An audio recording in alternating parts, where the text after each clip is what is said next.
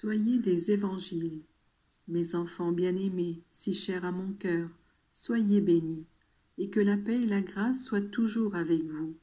Je sais que vous m'aimez, et que vous souffrez en voyant le mal qui règne dans le monde. Vous voudriez l'effacer pour toujours de la vie des hommes, et vous regrettez de ne pouvoir faire que trop peu. Parfois, votre action et votre parole ne parviennent même pas à atteindre vos proches, que vous voyez loin de vous et de moi. Mais moi, je vous dis, ne doutez pas de ma puissance. Donnez-moi tout ce qui est en votre pouvoir, vos soupirs, vos larmes, vos peines de chaque jour. Donnez-moi votre humiliation de n'avoir pas su éduquer, de n'avoir pas su faire apprécier l'âme, de n'avoir pas su faire connaître comme il est dangereux de vivre dans le péché. Donnez-moi ces souffrances qui sont les vôtres, vos prières, votre travail, vos bonnes œuvres. Je vous promets qu'à ces petites choses, j'ajouterai ma force divine et qu'il s'opérera des transformations.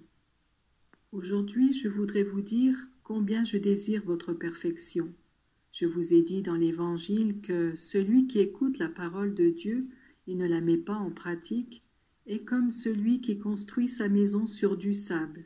Surviennent la pluie, le vent, la tempête, et la maison s'écroule en une grande ruine. Vous qui venez ici, vous devez donner des bases solides à votre vie spirituelle. Elle est la maison de Dieu que vous devez construire peu à peu. Ainsi voudrais-je que pierre sur pierre grandit cette maison qui grandit votre sainteté. Lorsque vous écoutez ma parole ou celle de ma mère, je voudrais que chaque fois vous graviez dans votre esprit ne serait-ce qu'une seule phrase et que vous en fassiez l'objet de votre méditation. C'est à chacun que je parle, et c'est à chacun que j'enseigne.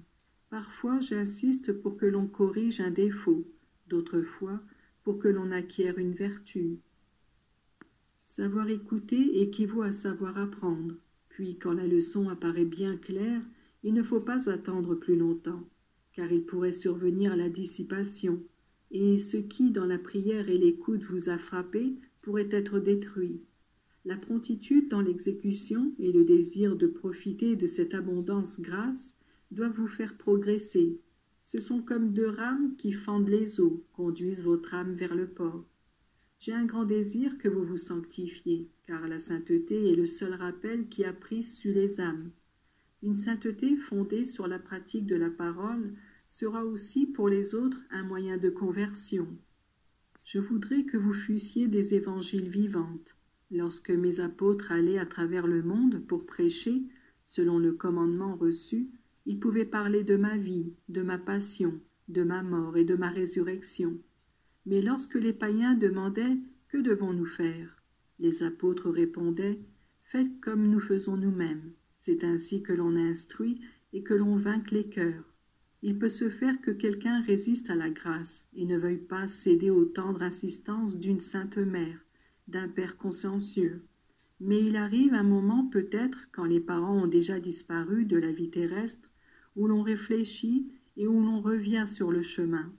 L'exemple que tant d'enfants ont eu redevient évident à leurs yeux, et il reste en eux comme un rêve à traduire dans la réalité, dans la vie qu'ont saintement menée leurs parents. Voilà pourquoi j'insiste de nouveau.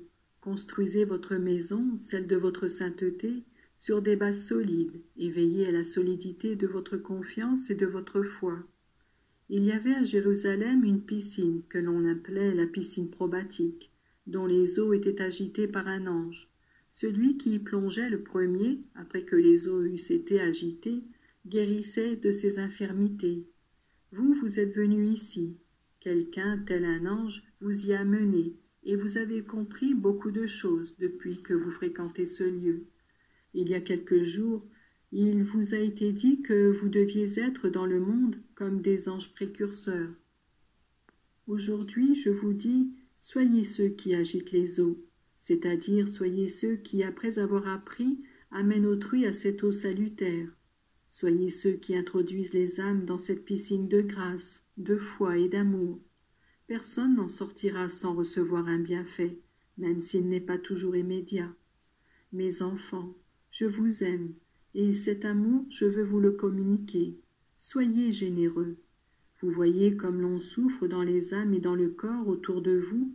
Vos bras, votre cœur, votre âme, ne vous suffisent-ils pas pour aider tout le monde?